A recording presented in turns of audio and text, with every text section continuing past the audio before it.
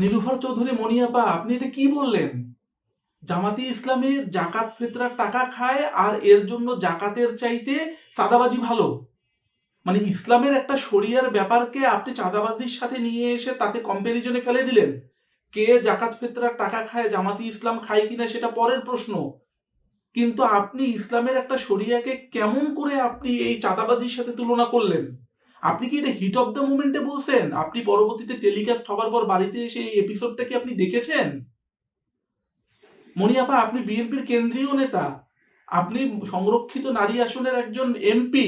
আপনি কি বলেছেন? আমার মনে হয় আপনি দেখেন নাই আপনি কি ভয়াবহ কথা বলেছেন। আপনি একটু আবার শোনেন। বললাম তো চাঁদাবাজি তো বেটার আপনার জাকাতের চেয়ে, ফেতরার চেয়ে, নীলার চেয়ে বেটার। আমি আবারও বলছি যে চাঁদাবাজি শাস্তি আছে, অপরাধের শাস্তি আছে। মার্ডারের শাস্তি কি 302 ধারা, আর নর্মাল শাস্তি কি আপনার অ্যাটেম্পট টু মার্ডারের শাস্তি কি? দুটো তো এক না। একটা আপনি যেটা করছেন, আপনি তো সম্পূর্ণ অন্যায় দিয়ে আপনি ইসলামী ব্যাংক বানাইছেন, আপনি পরিবহন বানাইছেন, আপনি আপনার মতো করে বাংলাদেশের অনেক জায়গা জমি কিনছেন, আপনার মতো করে আপনি তো সরকার না, আপনি তো সামন্তবাদ হয়ে গেছেন, আপনি একটা সামন্তবাদ হয়ে গেছেন। আপনি শুনছেন? আপনি বলেছেন যে জাকাত ফিতরার টাকা জামাত ইসলামের লোকেরা খায়, এর চাইতে চাঁদাবাজি ভালো। আপনি আবার তুলনাও দিয়েছেন, একজন মার্ডার করেছে এই জন্য 302-তে তার একটা শাস্তি হবে মৃত্যুদণ্ড, আর অ্যাটেম্পট টু মার্ডার, দুইটার শাস্তি এক না। মানে আপনি চাঁদাবাজিটাকে অপেক্ষাকৃত অনেক ভালো বলেছেন, অথচ আপনার দলের কয়েক হাজার নেতা কর্মীকে এই চাঁদাবাজির জন্য বহিষ্কার করেছে। মনিয়াপা, এই ধরনের কথাগুলো বলেন কেন? কোন কথা কোন জায়গায় গিয়ে কিভাবে জনগণকে আঘাত দিবে আপনি সেটা জানেন না। ইসলাম প্রিয় জনগণের সাথে এই তামাশাটা আপনারা করেন কেন? আপনি এইটা কিন্তু এবার প্রথম করেন নাই। কিছুদিন আগে আপনার আর একটা টক শো দেখেছি, যেখানে আপনি বলেছেন ঢাকা 15 আসনে যেখানে ডাক্তার শফিকুর রহমান জামাতের আমির উনি জিতেছেন, ওখানে নাকি শফিকুল আলম মিল্টন সাহেব জিতে গিয়েছিল, যিনি এখন প্রশাসক সিটি কর্পোরেশনের। সেখানে তাকে বলি দেয়া হয়েছে, এম.এ কাইয়ুম সাহেবকে বলি দেয়া হয়েছে নাহিদ ইসলামকে জেতানোর জন্য। তার মানে তো যারা বলে ইলেকশন ইঞ্জিনিয়ারিং হয়েছে সেটাই তো সত্য হয়ে যায়। অথচ সারা দেশে বিএনপির এমপিরা কত ক্লোজ ব্যবধানে অনেক জায়গাতে কিন্তু হেরেছে জামাতের এমপিরা। তাহলে আপনি কি বলবেন? এই কথা কি, আপনার কথা কি বিএনপি ওন করে? কি সমস্যা তৈরি হতে পারে? নীলুফার চৌধুরী মনিয়াপা, আপনি যদি আমার এপিসোডটা দেখে থাকেন তাহলে আমি আপনাকে একটু পরে ব্যাখ্যা করছি, কিন্তু তার আগে আপনার জন্য একটা সুখবর। আপনি শুধু একা নন, আপনার দল জাতীয়তাবাদী দল বিএনপির এইরকম অসংখ্য মানুষ এই কথা বলে।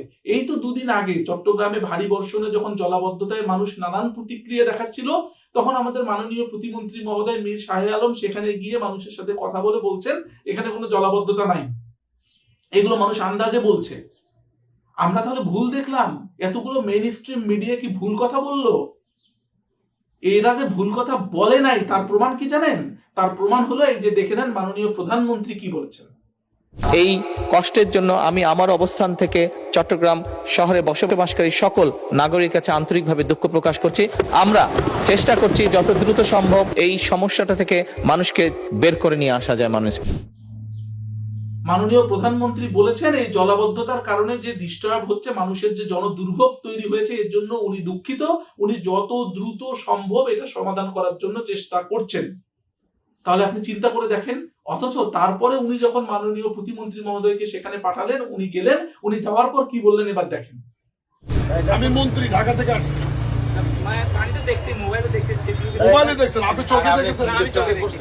তাহলে এগুলা খাবার আপনি কি এখানকার দোকানদার? এই যে মিডিয়াতে যে সামাজিক যোগাযোগ মাধ্যমে যে আসছে যে চট্টগ্রাম পানির মধ্যে ভাসছে, আপনার চোখে কি দেখছেন? তাহলে আপনাদেরকে তো সচেতন হতে হবে, এবং মেয়র সাহেব দায়িত্ব নেওয়ার পর থেকে 25 সাল 26 সাল এখন তো ওই জলাবদ্ধতা নাই, কোনো জনদুর্ভোগ নাই। তাহলে কি বুঝলাম? তার মানে আপনি যেরকম ভাবে কথা বলছেন ওই রকম কথা কিন্তু আরো অনেকেই বলছে। এবং আরো মজার ব্যাপার আছে, মাননীয় প্রধানমন্ত্রীর যে উপদেষ্টা ডক্টর জাহিদুর রহমান উনি কিন্তু বলেছেন, এই যে বলেছেন, কি বলেছেন দেখেন। 15টা অস্ত্র, আগ্নেয়াস্ত্র উদ্ধার করা হয়েছে, গোলা বারুদ 810+ রাউন্ড গোলা বারুদ উদ্ধার হয়েছে। আমি আবারও মাদক উদ্ধারের পরিমাণটা জানাচ্ছি। ইয়াবা 6,80,125 পিস, গাঁজা 136 কেজি, হেরোইন 1.26 কেজি, এবং এসব অপরাধে 35 জনকে গ্রেফতার করা হয়েছে। আমাদের দেশে এরকম কোনো তৎপরতা নেই। কিছু এক্সট্রিমিস্ট গ্রুপ থাকে, পৃথিবীর সব দেশেই এরকম অ্যাক্টিভ থাকে, রেডিক্যাল কিছু ফোর্স থাকে, ফান্ডামেন্টাল কিছু পলিটিক্যাল পার্টি থাকে, এগুলো আমরা ইউজ টু, এগুলো থাকে। কিন্তু সেই বিষয়ে আপনি যে শব্দ উচ্চারণ করলেন, আমাদের দেশের বর্তমান কালচারে সেটা এখন আর নাই। আগে সেই শব্দটা উচ্চারিত হতো ফেসিবাদী আমলের সময়, তারা নিজস্ব রাজনৈতিক ফায়দা হাসিলের জন্য এগুলোকে হাতিয়ার হিসাবে তারা ব্যবহার করত। বর্তমানে বাংলাদেশে সেগুলোর এক্সিস্টেন্স নেই।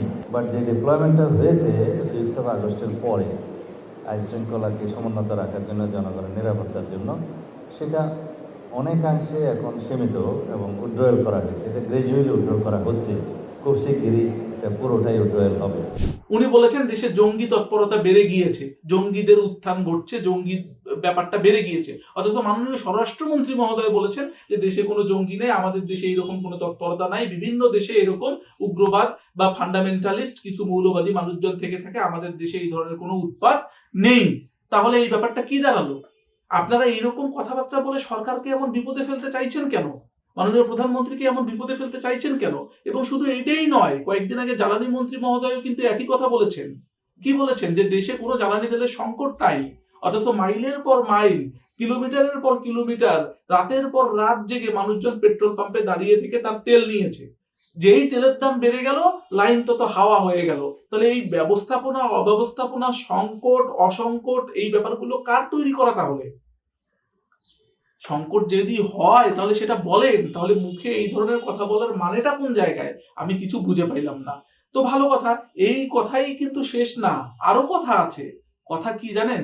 কথা হলো যখন ক্ষমতা গ্রহণ করলেন, ক্ষমতা গ্রহণ করার পর যে ঈদটা আসলো, সেই ঈদে আপনারা বললেন, আমাদের মাননীয় মন্ত্রী মহোদয় বললেন 1 টাকাও ভাড়া বেশি নেওয়া হয় নাই। সড়ক পরিবহন, রেলপথ, নৌপথ মন্ত্রণালয়ের যিনি মন্ত্রী শেখ রবিউল আলম, উনি কিন্তু বললেন যে কোনো প্রকারের কোনো টাকা পয়সা বাড়িয়ে নেওয়া হয়নি। শোনেন, আমি মিথ্যা বলছি না, শুনুন। নির্ধারিত টাকার চেয়ে 1 টাকা ভাড়া নেওয়ার কোনো সুযোগ নেই।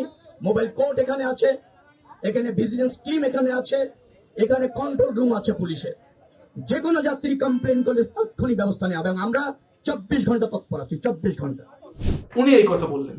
উনি এই কথা বলার পরে কি অবস্থাটা, মানুষ কিভাবে গেছে সেটা কি আমরা দেখিনি?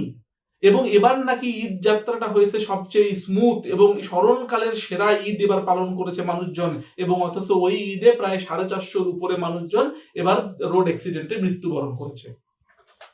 ভাবেন অবস্থা।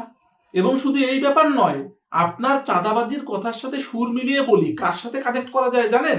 মাননীয় এই যে সড়ক পরিবহন, সেতু, রেলপথ, নৌপথ মন্ত্রণালয়ের মন্ত্রী যে কথা বলেছিলেন সমঝোতার ভিত্তিতে চাঁদা, এইটাকে উনি চাঁদা বলতে চান না। তাহলে তো ঠিকই হলো, বিএনপি তো সমঝোতার ভিত্তিতে চাঁদাকে ঠিকই মনে করে, আর এই কারণেই তো জাকাত ফিতরাত চাইতে এই সমঝোতার টাকা মানে চাঁদাবাজি করাটা বেশ ভালো ব্যাপারে পরিণত হবে। এটাই তো ব্যাপারটা। কিছু বললেই তো আপনারা আবার ধরে নিয়ে যান, আপনাদের খুব অসুবিধা হয়। এই কথাগুলো বলার মাধ্যমে আপনি মাননীয় প্রধানমন্ত্রীর জন্য আপনারা আসলে আস্তে আস্তে অশনি সংকেত হিসেবে আবির্ভূত হচ্ছেন। কেন অশনি সংকেত আবির্ভূত হচ্ছেন? নীলুফার চৌধুরী মনিয়াপা একটু খেয়াল করে দেখেন। খেয়ালটা হলো যে শেখ হাসিনার সময় সংবাদ সম্মেলনে যে প্রভাস আমিন নামে একজন সাংবাদিক প্রশ্ন করলেন, মুক্তিযুদ্ধের সন্তানরা কোটা পাবে নাকি রাজাকারের সন্তানরা কোটা পাবে? এই অসঙ্গত প্রশ্ন এবং অসময়ে অপ্রশ্ন করার ফলে যে উত্তর এসেছিল, আর তার ফলশ্রুতিতে তুমি কে আমি কে রাজাকার রাজাকার বলার মাধ্যমে শেষ পর্যন্ত হাসিনাকে হেলিকপ্টারে করে পালাইতে হলো।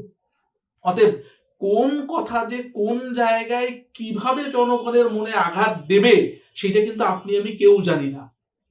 অতএব এটা আপনারা মাননীয় প্রধানমন্ত্রীর যে ভালো ভালো উদ্যোগগুলো রয়েছে, ফ্যামিলি কার্ড রয়েছে, কৃষক কার্ড রয়েছে, এলপিজি কার্ড দেওয়ার কথা চিন্তা ভাবনা করছেন, উনি খরচ নিজের জীবনযাপনকে সরল করে নিয়েছেন, ওনার মন্ত্রণালয় ওনার অফিসে খাবার দাবার 10 পদ থেকে নামিয়ে এনে খুব সাধারণ জায়গায় 150 টাকার মধ্যে খাবার শেষ করেছেন। এই যে ভালো ভালো উদ্যোগগুলো, মানুষের সাথে মেশা, মানুষের জন্য কিছু করার চেষ্টা, সেগুলোকে আপনারা এই জায়গাতে আইনে প্রশ্নবিদ্ধ কইরেন না। আমার শুধু এই কথাটাই বলতে ইচ্ছা করে, বিএনপির একজন কেন্দ্রীয় নেতা, সংরক্ষিত নারী আসনের একজন এমপি নীলুফার চৌধুরী মনিয়াপা, আপনি এটা কি বললেন? এটা আমাদেরকে আহত করে, জনগণ হিসাবে আমাদের মনে কষ্ট দেয়। আপনারা এই ধরনের কথা বলেন না। জামাতের সাথে আপনাদের বিরোধিতা, শিবিরকে সহ্য করতে পারেন না, জাকাত ফেতরার টাকা খায়, ওদের ব্যাপারে আইনি লড়াই লড়েন এবং যাই বলেন তাই বলেন, কিন্তু জনগণের মধ্যে দ্বিধা বিভক্তি তৈরি হয় এমন কোনো কথাবার্তা আপনারা বললেন না। নইলে এখন যেমন সরকার 3 মাসে আপনাদেরকে যেভাবে সহ্য করছে বা বলছে যে সরকার তো কেবল আসলো দেখি কি হয়, 13 মাস পরে সেইটা এরকম থাকবে না, 30 মাস পরে কিন্তু জনগণ আর এত সহজভাবে রিয়েক্ট করবে না। আর বিরোধী দল যদি সেখানে আরো উস্কায় দেয় আন্দোলনের নামে, তাহলে পরিস্থিতিগুলো ঘোলাটে হতে পারে। এমনি আমরা একটা বড় ষড়যন্ত্র শেষ করে দেশটা একটা সুন্দর স্বাভাবিকভাবে জাতীয়তাবাদী দলের হাতে এসেছে, এবং সবচেয়ে বড় কথা শহীদ রাষ্ট্রপতি জিয়াউর রহমান এবং গণতন্ত্রের আপসীন নেত্রী বেগম খালেদা জিয়ার সন্তানের হাতে এখন দেশের ভার। অতএব এইটাকে অশনি সংকেতে আপনারা কইলেন না।